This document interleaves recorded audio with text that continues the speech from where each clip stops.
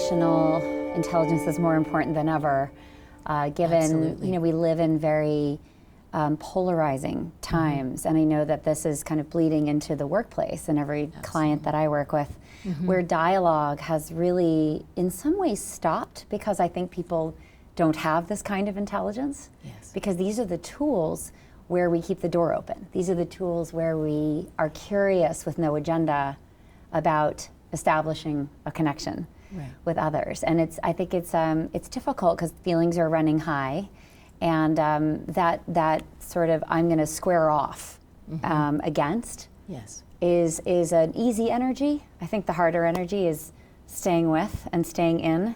Absolutely. Something where you may feel there's a disagreement that feels personal or emotional, et cetera. So what kinds of advice do you find yourself giving, like these days in particular, given that the stakes feel higher and it almost is like the toughest time I can remember to build bridges?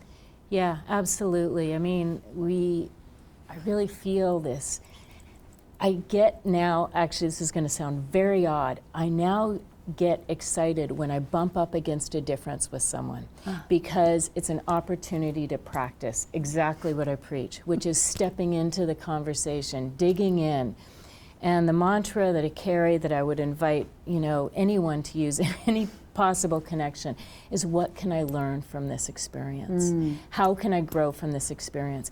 If I hold that in my mind, I feel like I can get through anything with anyone.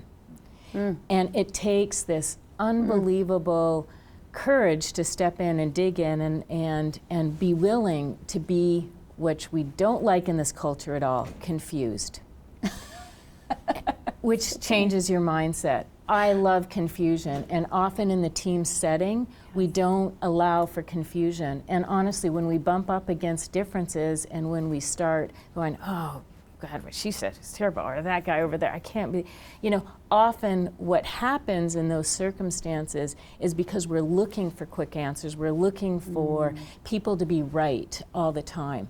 But any group or any team, as they're working through decisions, or even in family systems, we need to allow for confusion and group confusion, people being okay with, I don't quite get where she's coming from, or God, what he said, that doesn't make sense to me. That's okay. Step into it, move into it, open up those doors, ask them more. And so I think that's a huge part of it, is we've gotten very slick in how we expect people to be, this performance kind of mindset. Yes. And confusion is a really necessary part of relating to one another well, because you won't understand each other.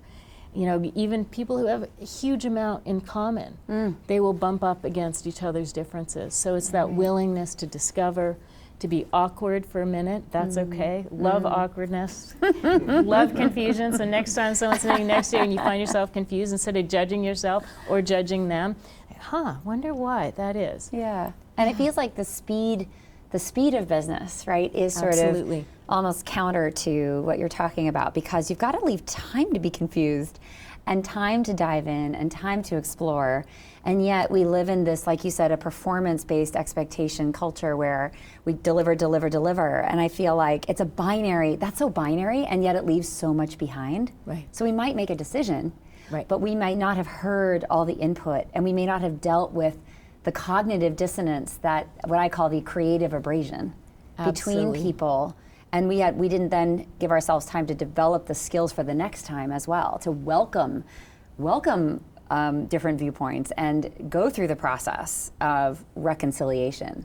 Absolutely. So, it seems it's sort of at odds with the world that we are being held accountable to be successful in too. So how do we build in time to practice relational intelligence, in this sort of fast-paced, frenetic, fewer resources kind of world? I don't think we can afford not to. Right. And it's not even necessarily about time. It really is about our mindset and our approach to one another. We all like to think we're open-minded. Yes.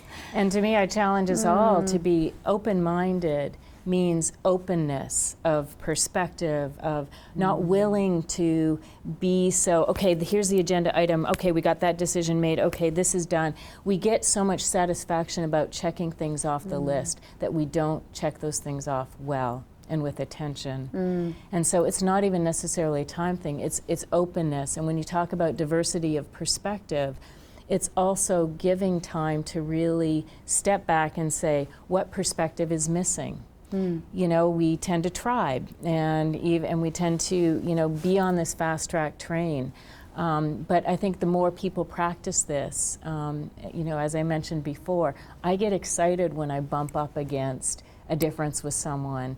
It can be a difference of anything, because it gives me a chance to practice this willingness to go, I wonder what's really important to them in this moment. Are they willing to listen to what's important to me? And while it seems to take time, it actually accelerates the effectiveness of the decision, the effectiveness of the outcome. Absolutely. So it's retraining how we're actually, you know, thinking about time. Yes. It's not such a linear process. It's more of, okay, what does our engagement here look like, so we can produce the the absolute best result we could. It's really quality over quantity. Yeah, it's absolutely. go slow to go fast. Go slow to go fast. Yeah. You know, and ultimately we go faster together, and the quality of our output is going to be better, and how we got there is going to feel that we were honored. Yeah. Right? Versus making a decision, going forward just for the sake of going forward. Yeah. Right. So, I mean, this is so classic. It's like a classic business dynamic, I think, that really matters. It really matters.